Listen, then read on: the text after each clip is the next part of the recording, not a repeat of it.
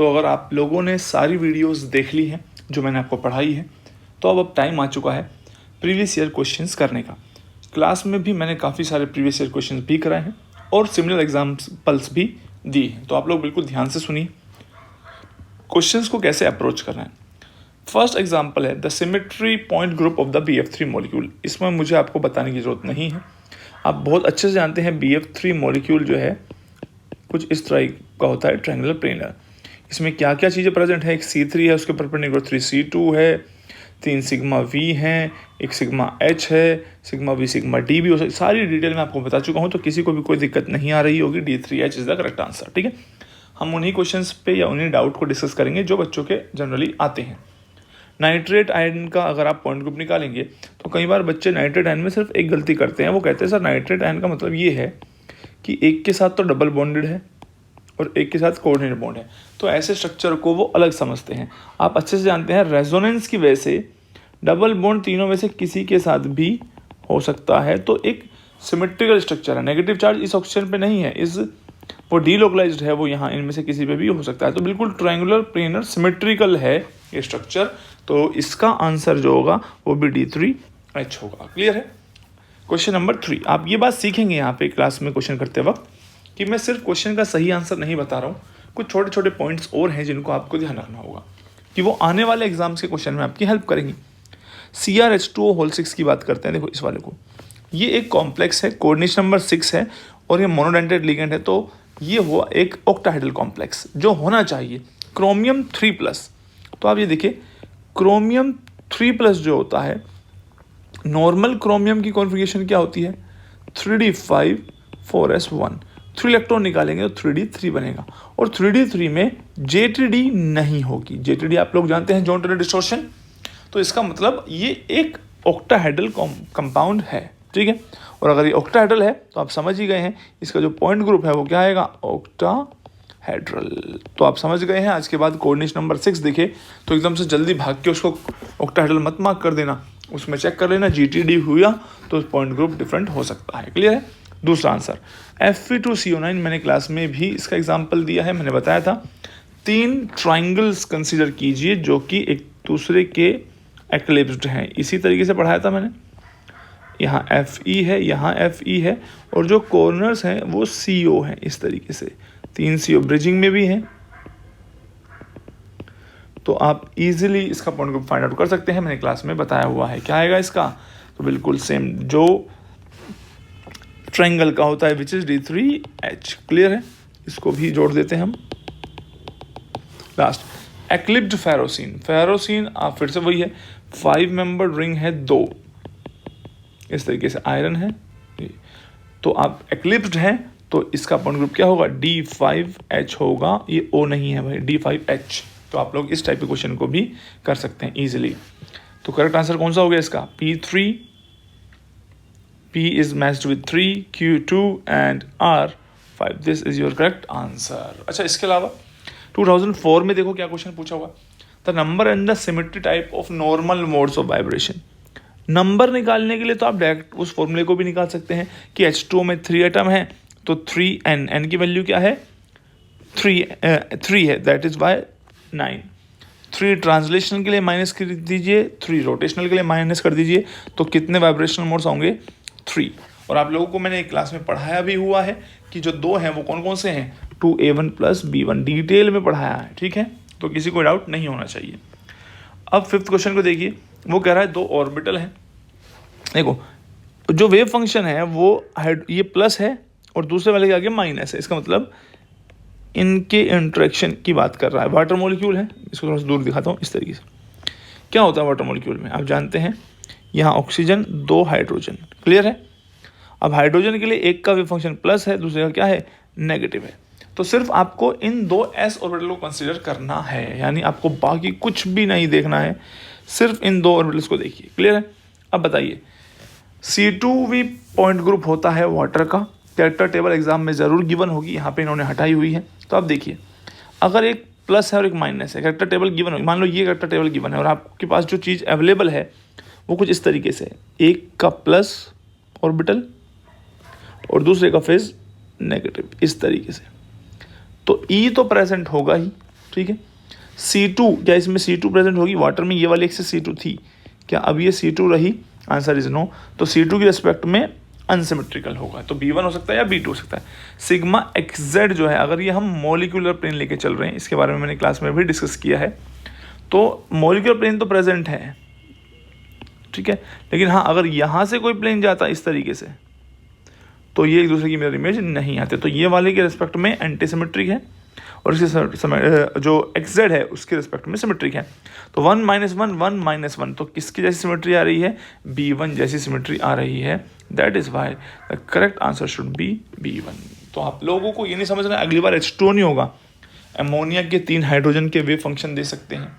तो इस तरीके से आपको ये सीखना है कि नेक्स्ट टाइम जब एग्जाम्पल होगा तो हमें बिल्कुल सिमिलर अप्रोच से उसको आगे कंटिन्यू करना होगा।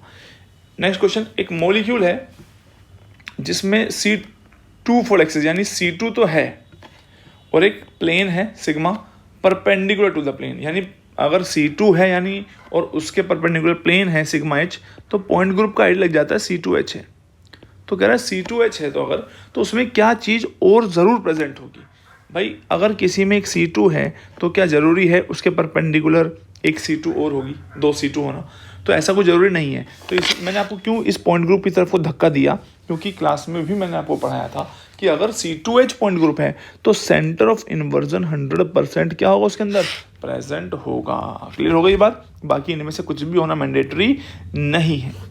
इसके अलावा BF3 मॉलिक्यूल देखो फिर से, अब मैं आपको एग्जाम्स के पैटर्न के बारे में भी समझाता जाऊंगा कि BF3 मॉलिक्यूल 2001 में भी सिमिलर क्वेश्चन था, आज से 20 साल पहले की बात है ये। 2002 में भी सिमिलर क्वेश्चन था, 2006 में आए तो फिर से BF3 टाइप मॉलिक्यूल में आ गए। सिमेट्री एलिमेंट्स पूछ रहे हैं और BF3 के मैंने क्लास में ही लिखवाए हैं, तो आप जानते हैं क्या क्या चीज़ प्रेजेंट होगी। C3 प्रेजेंट होगी, तो C3 अगर सब कुछ पता हो ना तो एलिमिनेट करना स्टार्ट किया करो, यानी कि क्या प्रेजेंट नहीं होगा। सेंटर ऑफ इन्वर्जन प्रेजेंट नहीं होगी तो ये गलत हो गया। S2 सेंटर इन्वर्जन होता है, ये गलत हो गया, ये गलत हो गया, ये सही हो गया। समझ में आई बात? समझ में आया क्या? बोलो यार। तो याद रखो पेपर में जल्दी आंसर करना है, वहाँ ज़्यादा शाना नहीं बनना है। चलिए इसके अलावा क्वेश्चन नंबर 8 पे चलते हैं। ट्रांस है और 1,2 डाईफ्लोरोइथाइलिन है, यानी मॉलिक्यूल की इस तरीके से ट्रांस 1,2 डाईफ्लोरोइथाइलिन, 2 फ्लोरीन है तो ऑब्वियसली 2 हाइड्रोजन होंगे। The number of distinct symmetry operations that can be performed.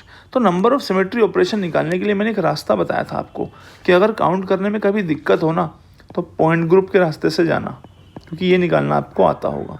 Point group आप बहुत जल्दी निकाल लेंगे। एक बार C2 है और सिग्मा H है और सेंटर ऑफ इन्वर्जन है C2H, और मैंने बताया था अगर CNH पॉइंट ग्रुप होता है तो 2N उसका सिमेट्री जो है ऑर्डर आएगा जो कि सिमेट्री ऑपरेशन के बराबर होता है, विच इज़ 4।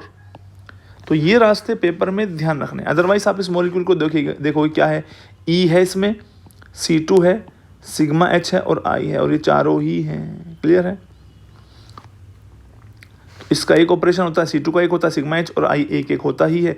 ऐड कर दो, ये दूसरा रास्ता है, यानी जाने के रास्ते बहुत सारे हैं। Number of irreducible representation. Irreducible representation किसके इक्वल होती है? बोलो भाई, जितनी क्लासेस होते हैं तो क्लास कितनी, E अपनी अलग क्लास बनाता है, C2 की एक क्लास बनेगी, सिग्मा H और I हमेशा अलग क्लास बनाते ही हैं, मैंने क्लास में पढ़ा रखा है। तो करेक्ट आंसर शुड बी 4। ये भी 4 है और ये भी 4 है। Next, if the 2 hydrogen atoms of the above molecule are replaced by fluorine. अच्छा, बहुत खतरनाक कर दिया इसने सवाल को। इन दोनों हाइड्रोजन को अगर ये फ्लोरीन से ही रिप्लेस कर दे तो पॉइंट ग्रुप क्या हो जाएगा? क्या मैंने ऐसे क्वेश्चन आपको बता रखे हैं? बोलो भाई, रेक्टेंगल की तरह हो रहा है ये, रेक्टेंगल ही है, इसको स्क्वायर मत समझ लेना, ठीक है? तो आप ये बात समझ गए होंगे कि एक C2 है, उसके परपेंडिकुलर 2 C2 होंगी, ठीक है, और सिग्मा H भी होंगे। तो करेक्ट आंसर जो आ रहा होगा वो होगा D2H। क्लियर हो गई बात? तो ये हुए हैं 10 question. Moving on to the question number 11। Moving on to the next question, NSF3, इसका पॉइंट ग्रुप निकालना है। पॉइंट ग्रुप निकालना हालांकि इतना डिफिकल्ट काम नहीं है, आपको सेंट्रल एटम पता होना चाहिए, सल्फर है, ट्रिपल, ये मैंने केमिकल बॉन्डिंग में पढ़ाया आप लोगों को, ट्रिपल बॉन्ड N, और 3 जो फ्लोरीन है कुछ इस तरीके से होंगे, एक टेट्राहेड्रल की तरह नजर आएगा आपको, ठीक है? इस स्ट्रक्चर को मैं पहले भी डिटेल में एक्सप्लेन कर चुका हूँ। इन केमिकल बॉन्डिंग चैप्टर, राइट। तो आप अच्छे से समझते हैं बेटा कि ये जो एक्सिस बीच से जा रही है जिस पे सल्फर और नाइट्रोजन है, ये C3 एक्सिस है। और इसी तरीके से प्लेन्स भी हो सकते हैं। ये वाला प्लेन नज़र आ रहा है जो इस मॉलिक्यूल को 2 इक्वल हाफ में कट कर रहा है। तो ऐसा ही प्लेन ये मान लो फ्लोरीन नंबर 2 है, तो फ्लोरीन नंबर 1 से भी जा सकता है, 3 से भी जा सकता है।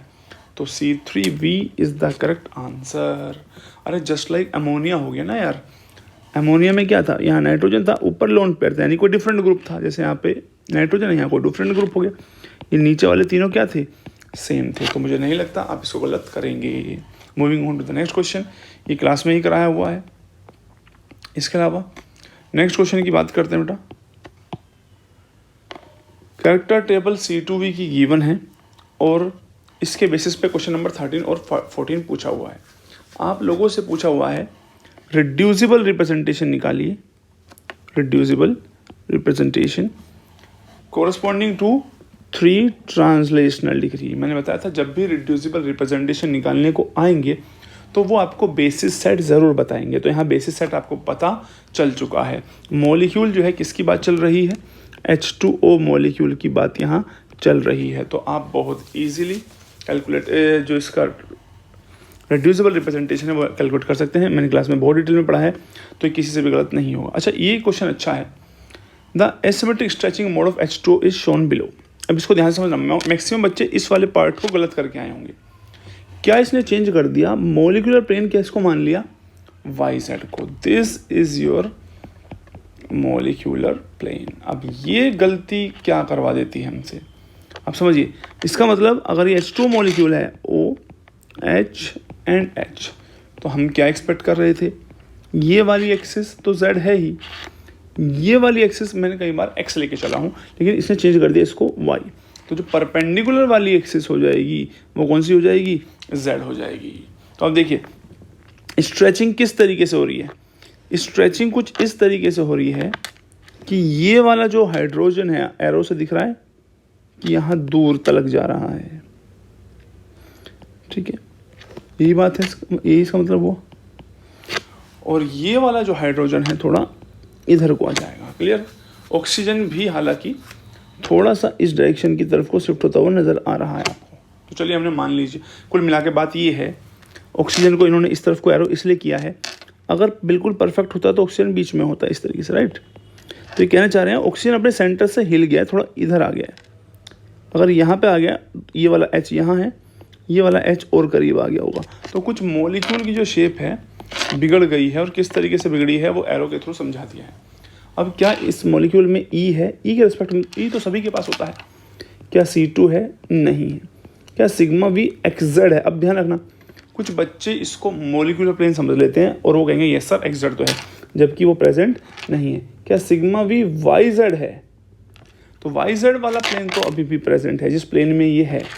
तो देखिए अब इस तरीके से होना चाहिए 1 -1 -1 एंड 1, तो वो है 1 -1 -1 एंड 1। तो करेक्ट आंसर क्या है, B2 है। तो ये बहुत इंपॉर्टेंट क्वेश्चन था। तो जो क्वेश्चन होंगे एग्जाम के वो कोई छोटा सा चेंज करेगा, इसीलिए मैं आप लोगों को बार बार समझा रहा हूँ, जिस चैप्टर को पढ़ रहे हो बहुत अच्छे क्वालिटी से पढ़ो। आपके एग्जाम में जो क्वेश्चन होंगे वो चैप्टर्स आपने डिटेल में सीखा है तो आपसे हो जाएंगे, और आपने जस्ट सीधे नोट्स पढ़ लिए या ओवरव्यू ले लिया तो आप एक्सपेक्ट मत करो कि आप इतने अच्छे लेवल के एग्जाम के क्वेश्चन को कर पाओगे। अब देखो इन्होंने इस मॉलिक्यूल के बारे में बात की है। हम जानते हैं, हमने कोऑर्डिनेशन कंपाउंड पढ़ा है, मैंने क्लास में पढ़ाया भी है, ये एक टेट्राहेड्रल कंपाउंड है। तो इसके पॉइंट ग्रुप फाइंड आउट करने की बात थी तो कोई दिक्कत ही नहीं, टेट्राहेड्रल या तो ये ऑप्शन होगा या फिर ये होगा, ठीक है, क्योंकि इसका पॉइंट ग्रुप फाइंड आउट करना है। प्लस इस मॉलिक्यूल के जो 2 आइसोमर बनेंगे उनका पॉइंट ग्रुप भी फाइंड आउट करना है। तो आप समझिए ये अगर एक ऑक्टाहेड्रल कॉम्प्लेक्स है, राइट। अब बहुत ध्यान से समझना बेटा, ये सेंटर में कोबाल्ट है, इसके अलावा मैं जो 2 डिफरेंट हैं Cl लिगेंड उनको ऐसे दिखा देता हूँ। तो आप अच्छे से समझ गए बेटा, क्या समझे होंगे कि ये मान लीजिए ये चारों एक प्लेन में है, ठीक है। मैं इसे थोड़ा सा बड़ा कर देता हूँ आप लोगों के लिए। चलिए देखिए, यहाँ देख लो इसको। तो आप ये बात समझ गए कि ये वाली जो एक्सिस है जो यहाँ से जा रही है, ये वाली एक्सिस जो है ये C4 की तरह एक्ट कर रही है, ठीक है।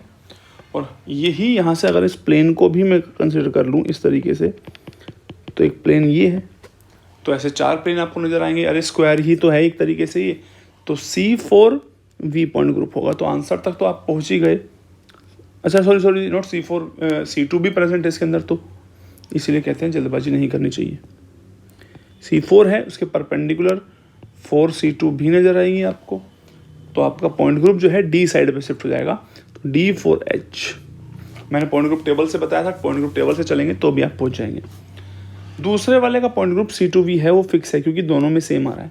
अच्छा, कई बार बच्चे पहले उसी आइसोमर को बना लेते हैं, क्योंकि हम जानते हैं ये किस टाइप का क्वेश्चन है, MA4B2, तो बच्चे सिस और ट्रांस बनाते हैं। तो जब वो ट्रांस बनाते हैं वो क्या करते हैं, तो बिल्कुल सही आंसर आ जाता है। मैं एक बार सिस बना के भी दिखा देता हूँ आप लोगों को। तो सिस बनाने की जब बारी आती है तो बच्चे कहते हैं एक यहाँ पे होगा Cl, दूसरा यहाँ होगा Cl, राइट। अब वो एक्सिस ढूंढने में परेशान हो जाते हैं। तो मैंने आप लोगों को बताया था कि सिस बनाने का एक तरीका और है, आप इन दोनों लिगेंड को यहाँ एक ही प्लेन में रखिए, ठीक है। तो आपको जिस तरीके से अच्छा दिखता है उस तरीके से बनाइए। अब आप ध्यान से देखो बेटा, अब आप बात समझ रहे होंगे मेरी बहुत प्यार से। क्या किसी को C2 एक्सिस नजर आई? हाँ, मुझे तो नजर आ गई। ये देखो, यहाँ से इसको 180 डिग्री रोटेट करो तो ये वाला और ये वाला अपनी पोजीशन चेंज करेंगे, ठीक है। ऐसे ही ये और ये अपनी पोजीशन चेंज करेंगे। इसके सेंटर से ऊपर ये है और नीचे ये है, तो ये C2 एक्सिस हो जाएगी। क्लियर हो रही है बात? तो इसके अंदर आपको C2 मिल जाएगा, इसके परपेंडिकुलर आपको कोई C2 नहीं मिलेंगी, और 2 प्लेन आपको दिख जाएंगे। क्लियर है? एक प्लेन तो यही है जो C2 एक्सिस को कंटेन करता हुआ जा रहा होगा, और दूसरा आप लोगों को ढूंढना है। दूसरा ढूंढने वाली कोई इतना डिफिकल्ट काम नहीं है, लेकिन आप ट्राई कीजिए। तो C2V भी आपको इसका पॉइंट ग्रुप समझ में आ जाएगा। That is why this should be your correct answer. Clear है? Moving on to the next question. CLF3 मैंने पढ़ा रखा है क्लास में, पॉइंट ग्रुप पूछ रखा है। पॉइंट ग्रुप कोई भी बच्चा मेरे से जो पढ़ा हुआ है। अच्छा, ये बात ध्यान रखना, CLF3 बनाते वक्त अब क्या करते हैं, इधर Cl, ये थोड़े से इसको बेंड कर लेना बेटा। एक्सियल वालों पे थोड़ा सा रिपल्शन लगता है। एक लोन पेयर, ठीक है, और CLF3 है, सॉरी, है ना। तो हाँ, ऑब्वियसली 2 लोन पेयर होंगे फिर। तो मैं इस लोन पेयर को बनाता हूँ कुछ इज्जत के साथ। एक लोन पेयर फ्लोरीन, इस तरीके से। तो ये एक प्लेन में एक तरीके से, एक फ्लोरीन ऊपर गया और एक नीचे गया हुआ। तो इसमें ये वाली जो एक्सिस जा रही है बेटा, क्लोरीन को और फ्लोरीन को, इस वाले को चीरती हुई, ये C2 है। That is why the point group जो आएगा वो क्या जाएगा, C2V। तो या तो ये वाला आंसर सही होगा या फिर ये वाला। एग्जाम में कुछ भी काम करो, ये देखो कौन सा ऑप्शन हो सकता है। नंबर ऑफ रिड्यूसिबल रिप्रेजेंटेशन पूछिए, पॉइंट ग्रुप आप निकालो इसका C2V। और आप जानते हैं C2V की कितनी क्लास होती है, 4। क्या क्या प्रेजेंट होता है, E, C2, सिग्मा V, एक तो XZ वाला और एक YZ वाला प्रेजेंट होता है। तो इसका मतलब कितने हो गए इसके, 4। तो this should be the correct answer. भाई जो क्लास में पढ़ा रखा है, सारे प्रीवियस ईयर क्वेश्चंस आप देखेंगे उसी से हो जाएंगे, और याद रखना आने वाले ईयर के क्वेश्चन भी हो जाएंगे। अब हम बात करते हैं इसका पॉइंट ग्रुप निकालना है। कोई भी बच्चा जिसने मेरी क्लासेस अटेंड की है इसमें कभी नहीं अटक सकता। इसको छोड़ो, वो बहुत स्पीड से इसका भी बता देगा। बताना बेटा, स्वास्तिक, ठीक है। तो आप जानते हैं इसका C4H है, इसका C3H है। क्लास में पूरा टाइम दिया हमने। Question number 18, symmetry operation of the 4C2 axis perpendicular to the principal axis belong to the same class in the point group. अरे यार, ये तो बहुत ही मस्त सवाल हो गया है। जरा ध्यान से समझिए। इसने कहा है 4C2 जो हैं वो चारों की चारों सेम क्लास से किस पॉइंट ग्रुप के लिए मैच करती हैं। कितना मस्त सवाल है भाई, इसको तो मैं बहुत ज़्यादा मार्क्स दूँगा। यानी कि चलिए मैं एक एग्जांपल समझाता हूँ बेटा आप लोगों को बात। अगर हमारे पास एक स्क्वायर है, आप जानते हैं इस तरीके से, स्क्वायर पे कोई कॉम्प्लेक्स है, आप ये जानते हैं कि इसमें प्रिंसिपल एक्सिस, इसको मैं अलग से बना देता हूँ, बहुत ध्यान से समझना इस पॉइंट को, C4 है। इसके परपेंडिकुलर कितनी C2 हैं, आप जानते हैं इसके परपेंडिकुलर 4C2 हैं। अगर ये चारों बिल्कुल एक जैसी हुई तो ये किस में आएंगी, सेम क्लास में। क्या स्क्वायर में प्रेजेंट चारों C2 बिल्कुल एक जैसी होती है? Answer is no. 9 क्यों बोल दिया मैंने इतनी तेज़ी से? तो देखो C2 एक तो ये है स्क्वायर में, ठीक है। अब मैं इसको हटा देता हूँ बेटा, C4 एक्सिस को हटा देता हूँ ताकि C2 देखनी आसान हो जाए। और कौन सी C2 है?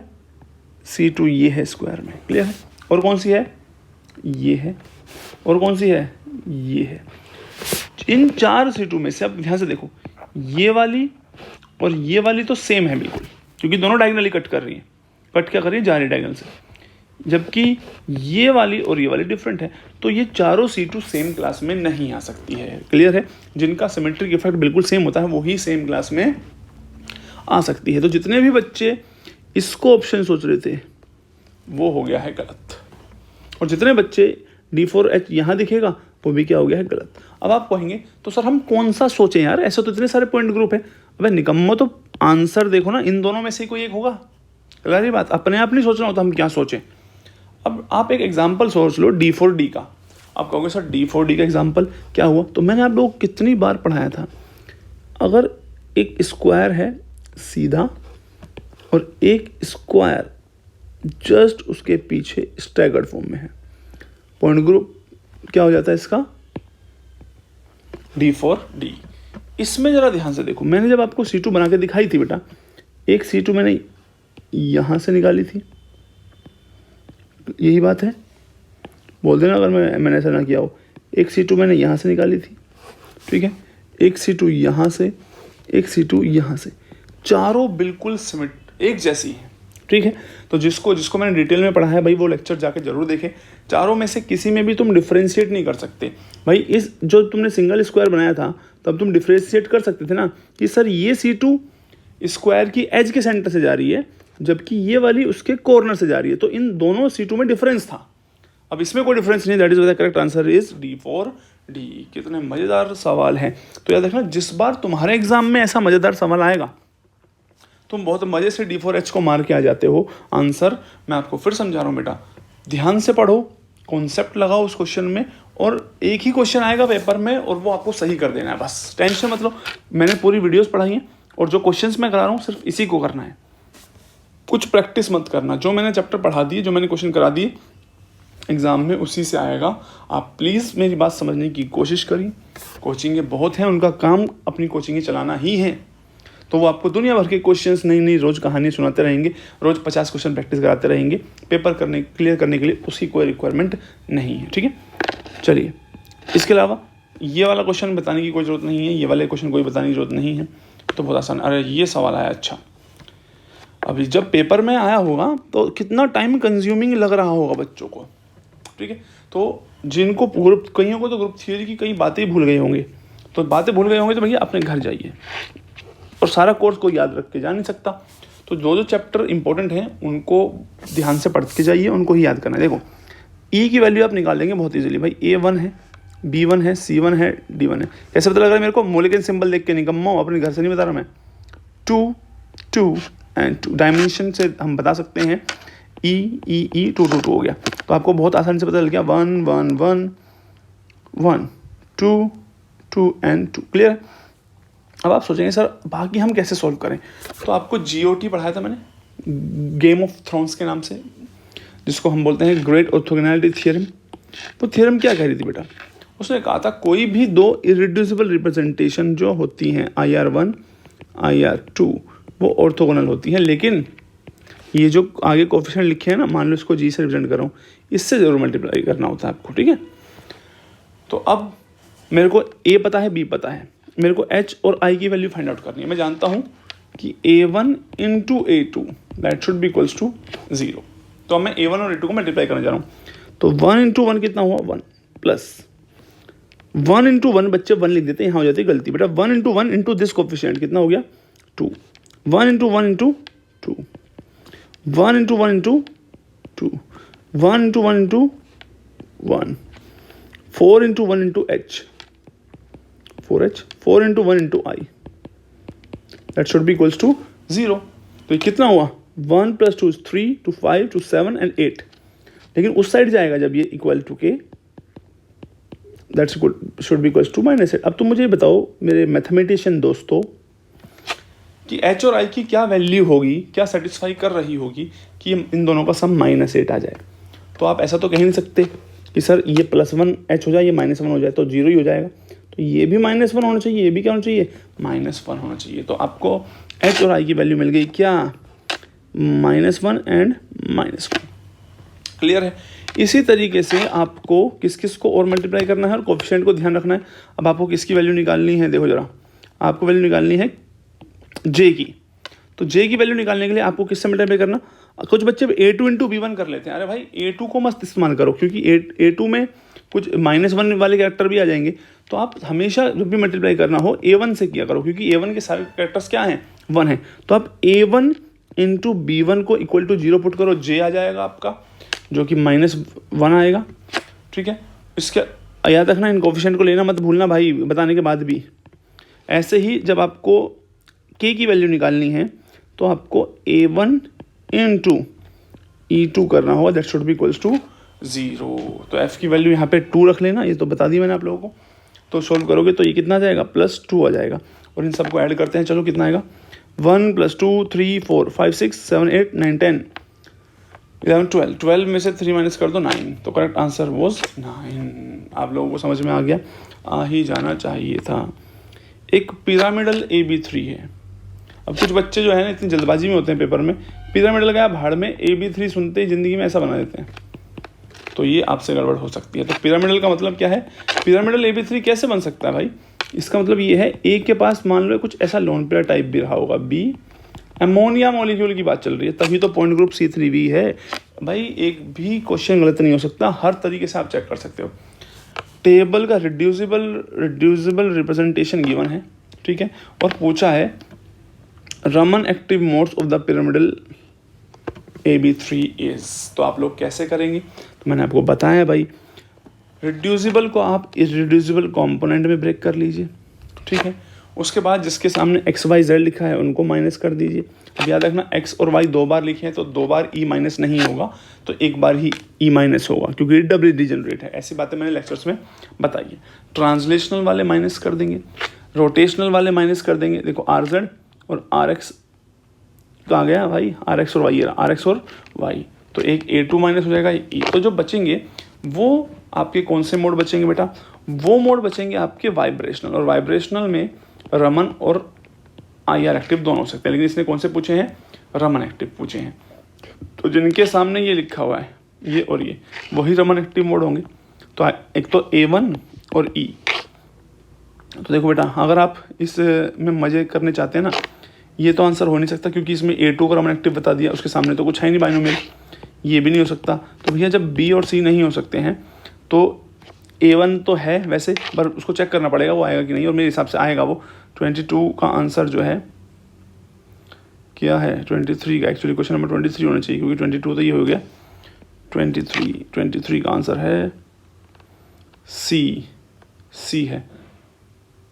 एक second, Raman active modes of the pyramidal AB3, Raman active. तो रमन एक्टिव में तो बेटा नहीं आना चाहिए ये वाला A2 वाला, तो मैं जो कह रहा हूँ वही सही है बेटा, ये नहीं हो सकते हैं। तो इसका आंसर गलत है 23 का, इसका आंसर A होगा, ठीक है। तो ये कुछ इंपॉर्टेंट क्वेश्चन थे जो गेट में आए हुए हैं 2020 तक, ठीक है। आगे हम और क्वेश्चंस करते हैं जो भी सिमिलर एग्जाम्स में आए हुए हैं, CSR नेट वगैरह में आए हुए हैं, या गेट 2021 में आया हुआ है। तो इन्हीं क्वेश्चंस को करना है। अगर इन क्वेश्चंस को पढ़ के आपको लगे कि सर जो आपने थियरी पढ़ाई थी वो सफिशिएंट है और प्रीवियस ईयर के सारे क्वेश्चन बहुत इजीली हुए हैं, बट हमें छोटे छोटे पॉइंट्स को ध्यान रखना था, इसलिए वो क्वेश्चन हमसे नहीं हो रहे थे, तो इसीलिए आप थियरी को बार बार पढ़िए, उनके पॉइंट्स को याद रखिए, और कोई एक्स्ट्रा क्वेश्चन करने की रिक्वायरमेंट नहीं है। जब आपकी टेस्ट सीरीज़ होगी, टेस्ट को ईमानदारी से दीजिए, और इसी से आप लोग अपनी बहुत अच्छी रैंक स्कोर कर सकते हैं।